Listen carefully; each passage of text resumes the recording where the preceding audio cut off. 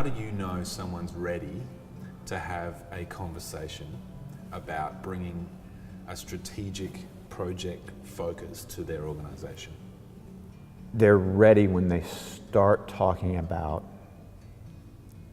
the frustration of creating a strategy on usually some sort of annual cycle that just doesn't drive value into their business.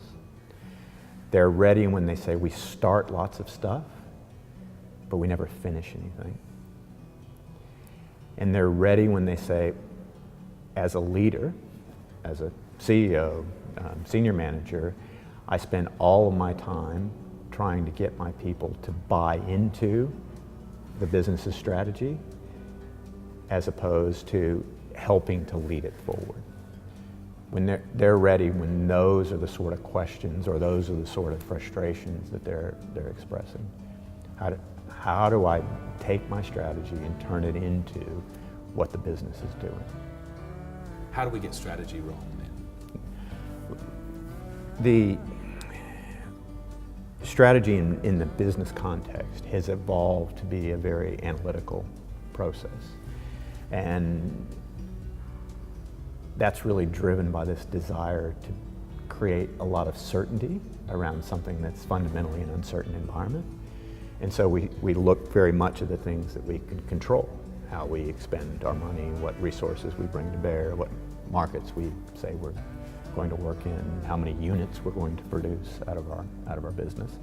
And so we bring this very analytical focus to those certain things that we know about. But what that doesn't deal with is the uncertainty out in the marketplace, where customers are going to spend their money, what the market is going to do, what new competitors might be coming into our marketplace. And that level of analytics drives us to use history as a basis of creating that certainty. So we create this world where strategy becomes a manifesto for doing what we've always done. And we see strategy as a helicopter view of our business. But all that is a high-level operations management. Strategy by its nature is a future forward focus. It's saying what might be in the future and how do we start to adapt and respond to that. And so we often confuse those two things. But in reality, operations has a high-level focus and a very detailed focus, but strategy does too. So you have this sort of glacial perspective that strategy from a high-level view is like a glacier. When you look at it, you can see movement. It looks like a river in its shape, but you can't perceive that movement. It looks very static. It's happening, but it's happening in glacial time, to use. As you get closer to the ground, you start to see the movement that's taking place. You start to see the big seracs tumbling over. You start to see big chunks of ice floe falling off into the ocean. What we want to do is take that next step down where you're on the glacier, where it's creaking and moving and constantly in flow that you don't see at that higher level.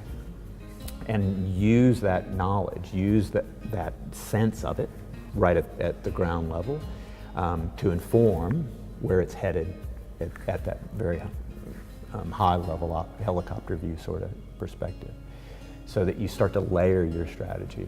Long term, this is what I want my river to look like, what I want my glacier to look like. Shorter, sort of midterm, okay, this is where the movements are. How do we start to respond to those movements? Let's get people on the glacier that are there right in the face of where those ice blocks are happening, where those ice blocks are falling into the ocean and becoming icebergs. So communication seems like a key feature of getting this whole thing to work between the people at the coalface and the people holding this highest intent. Mm-hmm.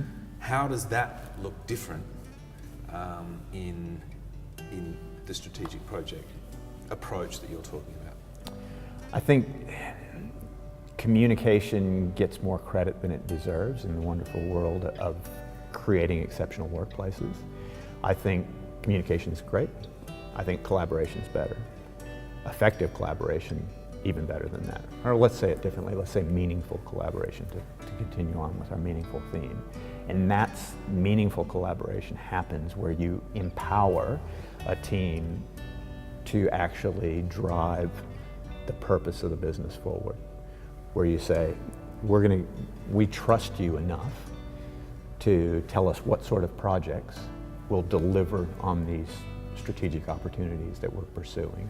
We trust you enough to actually do the projects. We're going to give you enough freedom that you can fail, that you test the edges and the boundaries of where those projects, where those opportunities might take us. And so I think it's much more powerful if you empower teams, and then leadership is a function of support and enablement. And rather than directing the work that they're doing to provide that support, that you're actually connected to it. You expect that they'll continue to push forward the future-focused work of the business. You hold them accountable for that, but you give them the freedom to shape the direction that it's going to go in. You give them the autonomy to self-direct where they might take those projects in order to deliver that higher level outcome. And if what they find is that value doesn't live at the other end of that, then that's not being wrong. That's not being failures. That means that we've now learned something that'll help to inform where we take those strategic ideas next.